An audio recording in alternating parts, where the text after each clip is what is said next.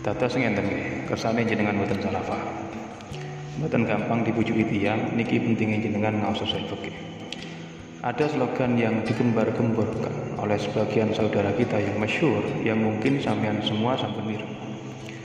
Bahwa suatu amalan kok tidak pernah dikerjakan Nabi Muhammad SAW dan tidak pernah juga dari riwayat dari ulama salaf, maka hukumnya adalah haram, bid'ah atau dhalalah.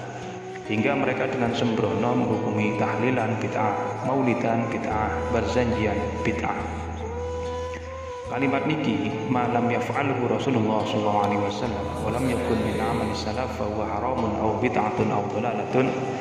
Niki terus ini para ulama, kalimatun awwaluha haqqun wa akhiruha batil. Kenapa? Karena dalam tinjauan usul fikih, sesuatu itu bisa dihukumi haram jika ada dalil berupa nahi atau larangan dari Al-Quran ataupun Al-Hadis. Kados haramnya zina, wala taqrabuz zina, haramnya menyakiti orang tua, wala taqul lahuma uffin. Jadi harus ada dalil, bukan hanya karena ini tidak pernah dilakukan oleh Nabi Muhammad SAW.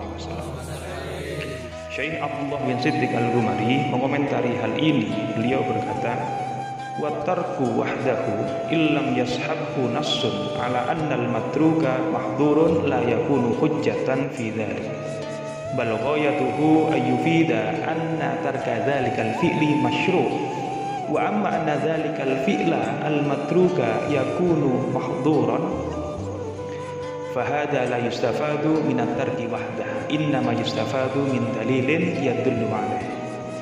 Jadi apa saja yang tidak pernah dilakukan oleh Nabi Muhammad SAW atau para sahabat, jika tidak bersamaan dengan nas yang menunjukkan keharaman sesuatu tersebut, maka tidak bisa dijadikan hujjah.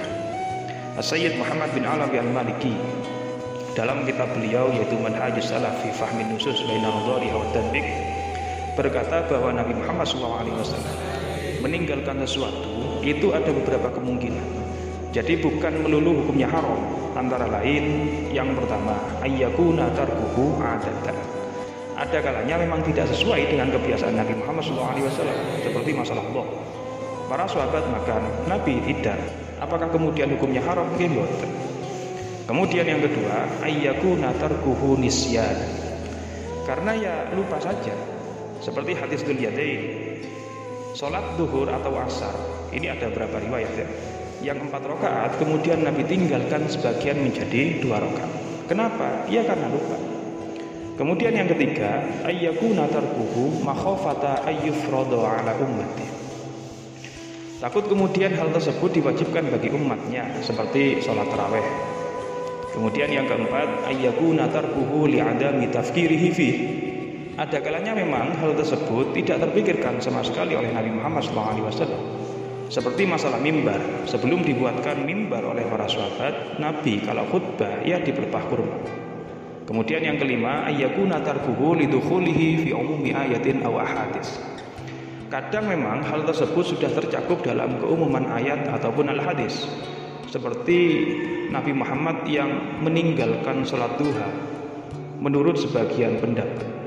Dalam artian Nabi Muhammad kalau sholat duha itu tidak terus menerus, jadi ada kalanya memang beliau meninggalkan, ada kalanya beliau melakukan. Nah ini bukan kok kemudian dikatakan bahwasanya hukumnya haram batal. Jadi ayyakuna tarkuhu lidukhulihi fi umumi ayatin aw ahadits. Kemudian yang terakhir ada kalanya Nabi Muhammad khawatir berubahnya hati para sahabat yang baru masuk Islam. Ayyakuna tarkuhu khasyata taghayyuri qulubis sahabati aw ba'dihim. Seperti hadis riwayat Sayyidah Aisyah radhiyallahu taala anha, laula hidatsatu ahdi qaumiki bil kufri lanaqadtu al-ka'bata wa laj'altuha ala asasi Ibrahim alaihi salam fa inna quraisyan istaqsarat bina'ah.